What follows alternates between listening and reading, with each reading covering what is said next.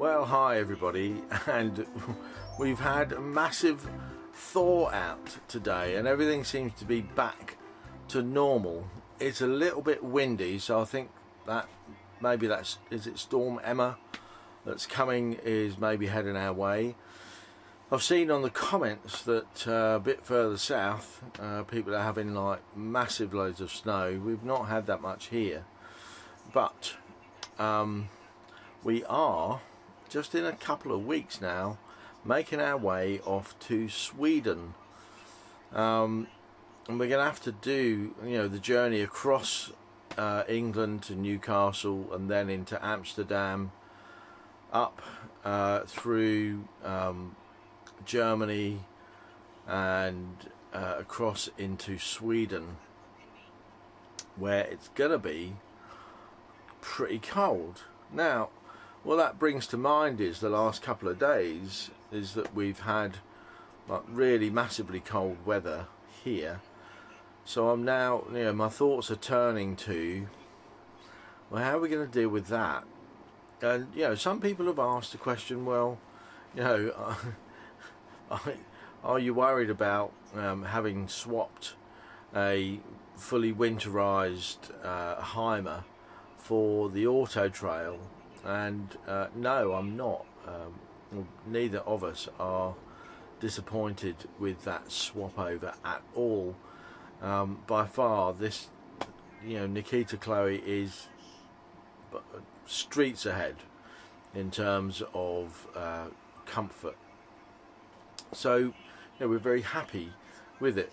So there's a couple of things. Well, we're going over to A&E Leisure on I think it's next Wednesday, to have aircon fitted, a gas valve, gas regulator heater element that Trouble World should have fitted, never did, and they sent it to us. So we're having that fitted by A&E Leisure, and I'm gonna have a little chat with them about how we could better prepare for the freezing cold temperatures that we're going to get out in Sweden. Now, we're going to be backwards and forwards to the van on pretty much a daily or every couple of days while we're parked up over there. So we're going to be plugged into the electric hookup, heater's going to be on, so I think we're going to be fine, but I am just a tad concerned that the wastewater tank might freeze again. So I've been thinking, well, how does a van get winterized? So I'm going to have, while we've got it over at A&E Leisure, I'm going to ask them, because they know pretty much what there is to know about Auto Trails. They're an authorised repairer, so they'll be able to tell me exactly what can be done. I'm not quite sure where the freshwater tank is. It's at the back there somewhere next to the boiler, I think, so it sort of picks up a bit of heat from there. The freshwater tank does have the heater in it. I'm not sure whether that heater also heats the wastewater tank, but I've been thinking about a sort of trace heat element to wrap around the external bit of the grey waste pipe. Now, trace heat element it's effectively a couple of strips of wire with some resistors in it. So you run a current, like a 12-volt current, down it. The resistors resist that electricity and therefore heat up. And you can wrap that around a pipe to provide that little bit of background heat. It's sort of an anti-frost. They do that a lot on water pipes, on farms and in outbuildings and stuff like that, where you've got taps outside to stop them freezing. And we have had we've had a lot of pipes freezing on site here, and in fact all the sort of dishwashing area, cold water pipes blew. Well, they'd probably blown a couple of days ago, but they let us know today by one of our guests came into reception at about 10 o'clock this morning and said, oh, all the dishwashing sinks are overflowed with water. And they weren't. It was a cold pipe at the back of each one had been actually burst by the ice because it had frozen, even though they were lagged and shouldn't have done.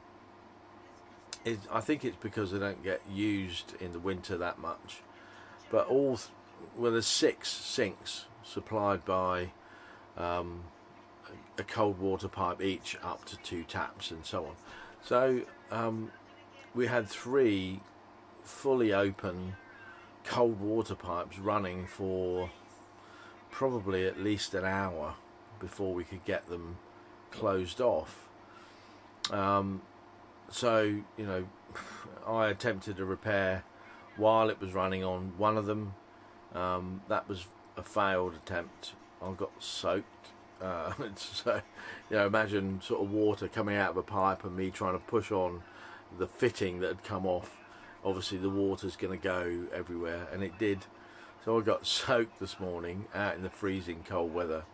Still, it was only just water, so it was clean water, so it wasn't too bad. But it sort of makes you think how bad the cold weather can be.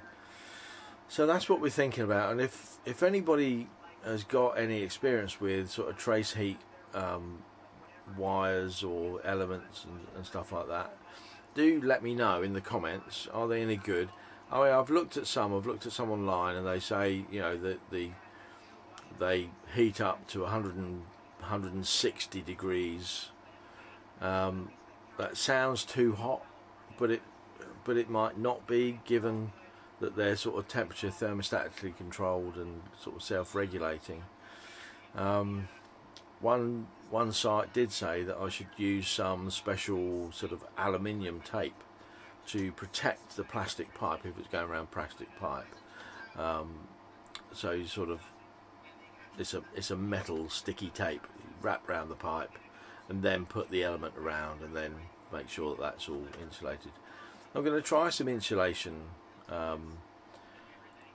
anyway, and in terms of insulation also, when I was talking about the heating, the blown hot air coming cold from the other side of the van, because it goes outside, under and back in, a number of people have said that well, they've recommended that I should insulate that pipe that goes underneath. And I think what I'll do is I'll have a bit of a better look at that tomorrow. Haven't had time today, what with working, and then Wendy had a little hospital appointment to go and do. So not had time to do that today, but we've got a day off tomorrow. We've got to go and post parcels, and for those competition winners, you will be receiving a little white parcel like this. This is actually for Alexander, well done. This one is for Stu Chessman. My apologies, Stu. I did get your name wrong when I announced it on the competition. And the other one here, the other one is for Simon Smithard. So all those 3 parcels are ready to go.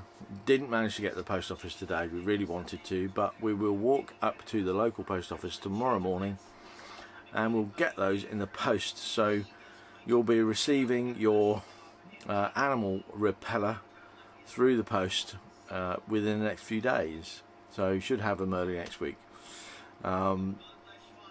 Yeah, so that's what we're doing. I'll have a look at the underneath of the van tomorrow, see if I can find anything out, maybe shoot a little video underneath to show you what we're facing, and you know, maybe have a bit of a better look at where the wastewater tank is, because it's sort of underneath here.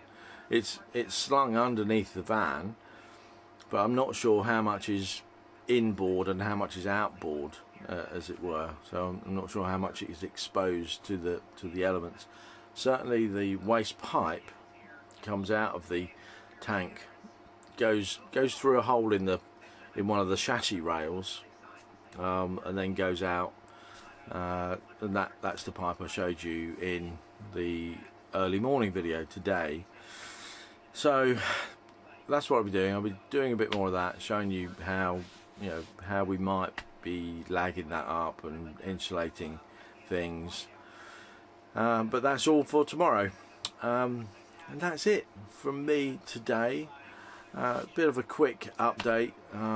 It's been a bit of a weirdy day with all the work and the all the mishaps with water freezing and water going everywhere, and at one point we did have to actually switch all of the water off in the toilets and showers, but only for maybe an hour and a half or so, while we shut the other taps off. But so, but we're all back up and running now, ready for the people that are coming for the weekend. That's it. But we're not working at the weekend. Anyway, I'll show you a bit more about what we're doing tomorrow. Bye bye for now. Take care. Bye.